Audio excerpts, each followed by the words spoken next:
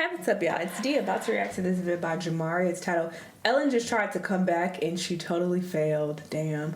People are dumb with Ellen, apparently. She keep trying, it ain't working. Let's see what's going on. Let's watch. So it has been 1.5 years since Ellen released what she described as her very last stand-up special, For Your Approval. This, of course, was Ellen's big clapback to her detractors, haters, whatever you would like to call them, after she was outed for being yet another power-hungry tyrant in the entertainment industry. Basically, Ellen treated anyone around her who wasn't a celebrity like dirt underneath her shoes. And immediately in her last comedy special, she chose to play the victim in the funniest way possible. Ellen DeGeneres finds herself at the center of a storm of controversy. Being accused of going too far, too gay. Yes, Ellen really acted as if going too gay was ultimately the reason for her cancellation. You know, I'm sure it had nothing to do with the fact that she branded herself and earned hundreds of millions of dollars based on this nice person facade that she kept running for decades. The woman's catchphrase was literally, be kind to Some people don't fuck with Mr. Beast and they are suspicious of him. Like, you just gotta watch people like that. You never know. But yeah, usually people who try to come across like, oh, I'm just here to help everyone and I'm this great person, it's like usually they're not. I'm not saying every time, but a lot of times. She would say that literally every day at the conclusion of her show. I always end each show by saying be kind to one another. Breaking news tonight. Is the Queen of Nice really the Queen of Mean? And then it turns out there were dozens of accusations of her being a Karen witch, both professionally and when she was out in the general public. Toxic, phony, hypocrite, liar. That's what she is. This environment, this toxic culture that she created in the office has been going on for 16 years. In 2018, Dana DiMatteo flew from Chicago to Los Angeles and was delighted to be picked out of the audience to have some fun with Ellen. But then she says she was shocked when she was briefed on the comedy bit by the producers. They tell you, you can't be smarter, funnier than Ellen. She's the comedian and the star, not you. She emailed the owner of the restaurant and complained about your chip nail polish. What? That is and crazy. Emailed? What? So essentially, Ellen was one of the first people to be genuinely canceled, and once she was outed for being a big meanie, her show's ratings went down the shitter. And even her other daytime show, Ellen's Game of Games, was canceled at that very same time in 2022. Essentially, everyone's gay grandma stopped being invited to the cookout. Like, no more carne asada for you, Ellen. Don't use that term. Fact, she was never invited to the cookout. You deserve to eat rabbit food for the rest of your life. You know what? Fuck the rabbit food. I'm giving you pig slop. Did you feel like you were being canceled? I mean, I really didn't understand it. I still don't understand it. It was too orchestrated. It was too coordinated. And, people get picked on, but for 4 months straight for me, and then for me to read in the press about a toxic work environment when all I've ever heard from every guest that comes on the show is what a happy atmosphere this is and what a happy place it is. But yes, this whole ordeal was a pretty jarring series of events. As during the mid-2010s, Ellen was really considered one of the least problematic people in show business. Her face is She was scary. out here winning humanitarian awards, making buku money. And not like I'm saying that she's busted or anything. I mean, that's up to your own. Anyway, but more so like it's just something creepy about it, something sinister.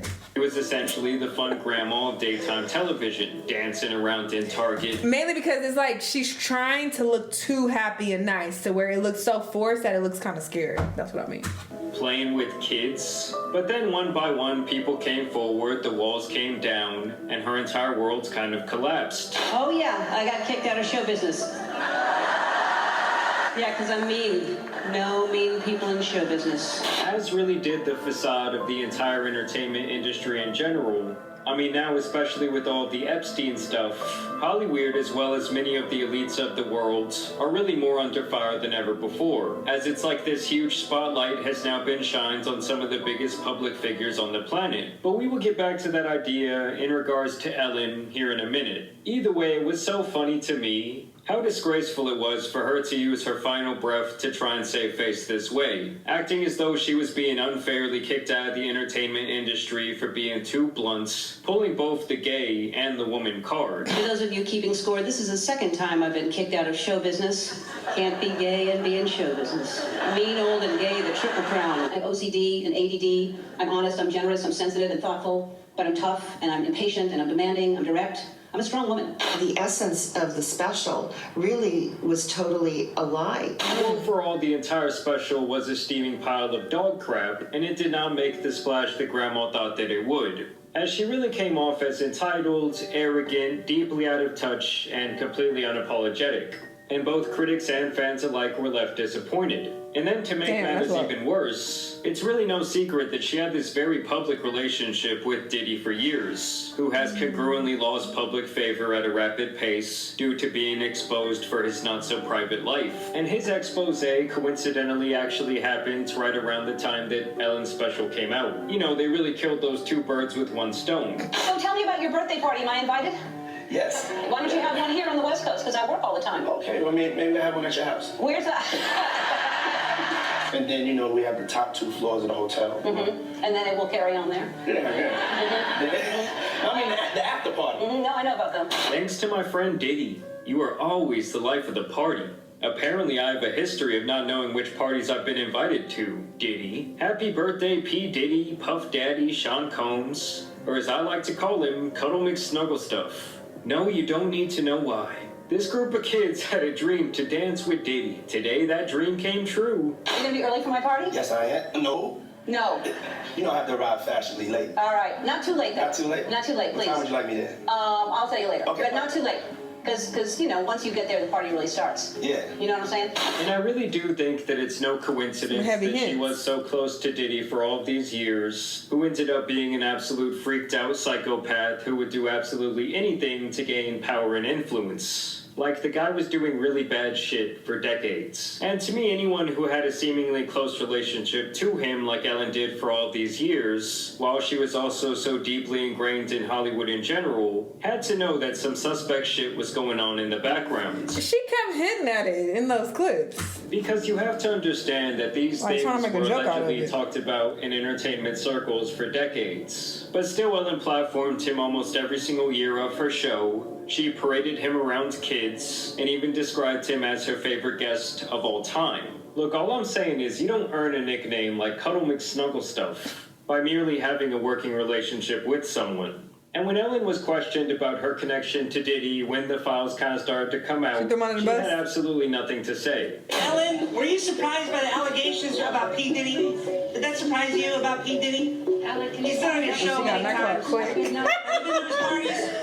You know she was Not there. only that, but once the hammer really started to come down upon Diddy's head, Pause. Ellen coincidentally moved right out of the country right around the time that his home was getting raided by the feds. And eventually all of the things that Diddy was doing in the dark would come to light, as we all learned that Sean Combs was a prolific abuser of multiple people. When Combs didn't get his way, he was violent. And he subjected victims to physical, emotional, and verbal abuse so that they would participate in the freak-offs.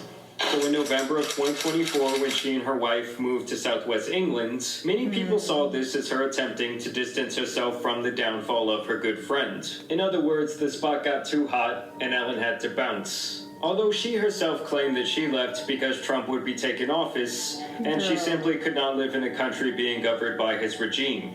Beautiful woman up there. That's your mother, isn't it? Huh? Yeah, look at her. Hello. Yeah, she's available if you're interested. I'd like to offer her. So she went over to England and purchased a $20 million ranch.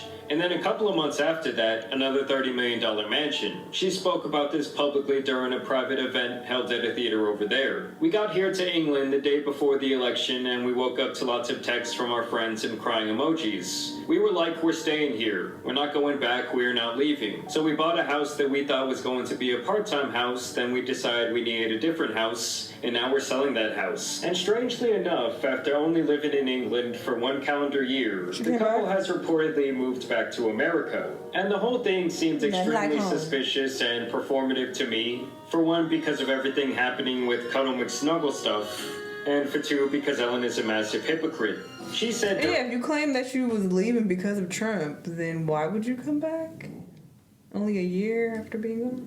In the same live appearance at the Everyman Theater, that she specifically was leaving because of the Trump regime, and the fact that the LGBT community would now be under attack, claiming that she took issue with same-sex marriage potentially being unprotected once again under federal law. There are people in America and Republicans who would quite like to undo the right for gay people to get married. I mean, that's back on the table as a debate, I think. Absolutely. The Baptist Church in America is trying to reverse gay marriage. They're trying to, at the very least, stop it from happening in the future and possibly reverse it. And Portia and I are already looking into it, and if they do that, we're going to get married here. Which would be totally fair until you consider the idea that Ellen is very good friends with former President George Bush, who during his time in office was opposed to gay marriage himself. It's none of my business what somebody's. Now, when somebody makes it my business, like on gay marriage, I'm going to stand up and say I don't support gay marriage. In my state of Texas, if we tried to have gay marriage, I would campaign against it. It's also hilarious to me that she said, oh, everything in England is so much better, that apparently the people were so much nicer and life was so much simpler. But now only 1 year later, after spending all this money and taking a strong political stance, she is crawling back on her hands and knees to America. And so her so-called activism comes off as extremely performative every time. As for one, she obviously has these funds to spend She's trying to regurgitate the lies that people spew out there about America. Now everywhere else is so much better out the country, da da da. Till niggas go out the country and they're like, actually, home was better. Of dollars in the matter of only a couple of years to essentially run away from her perceived issues, while she simultaneously acts as though she's some sort of political refugee.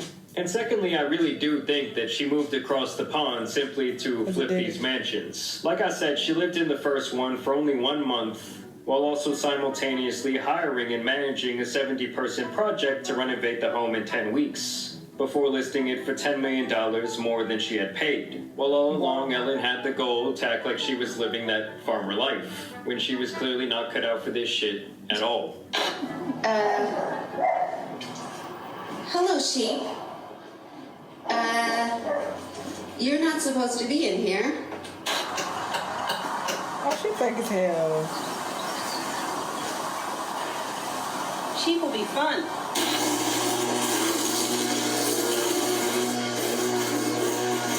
Good job, baby.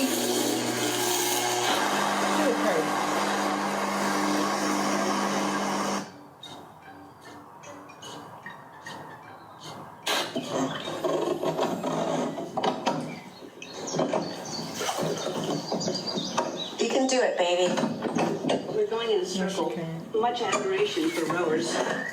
And because Ellen did technically live there, even though it was for such a short amount of time, literally 1 month, she could claim it was her primary residence, saving her up to 24% in capital gains tax when she decided to sell the house, which in this case was over $2.4 million. Are y'all starting to get the picture I'm painting? And you have to also keep in mind that she has flipped over 50 mansions in the last 20 years, owning 24 houses in Southern California alone. And even in regards to her flipping this first house and buying this other mansion, she was completely disingenuous about that as well, trying to claim that they simply had to move because there was not proper room for her horses on the first property, which is something I think you would consider when you're shelling out $20 million. Hello. You know, in reality, I think the little weasel had the quick flip plan all along, and then she just also wanted the social brownie points to boot. And that's not even mention the fact that she pissed off a bunch of locals there, including the local government, because she did not get the proper permission to do this quick flip of hers. And then the biggest issue she ran into is that she might have disturbed ancient Roman remains. And then also the fact that she put this massive wire fence around the property that people feared would create serious flooding issues for the rest of the village that she was living in. And funny enough, months after this renovation, while this farmhouse was still sitting on the market, a flood did actually hit the area and completely surrounded the estate she was trying to flip with polluted water. Montecito is under complete evacuation, the entire town. This is crazy. This street next to our house never, probably about 9 feet up, and it's been going under 2 feet up. We have horses ready to evacuate. We need to be nicer to Mother Nature. Mother Nature is not happy with us. And if that is not beautiful karma by nature, I do not know what is. Now, to go back to the comments that I made earlier, there have been a lot of unfounded rumors circulating online in regards to Ellen and the islands. But so far, she has not been listed explicitly at all in the files that have been released. Although Aaron Rodgers did go on to Joe Rogan and had this to say about her show. Oh, well, you know where that is too, right? It's a similar image to that, right? Oh. No. I know Jamie does. What is it? It's on the set of a famous talk show that's now not on anymore. Oh, Ellen? Was that Ellen? Yeah. Really? But just look at the temple and then look at the... Let me see Ellen's background. What?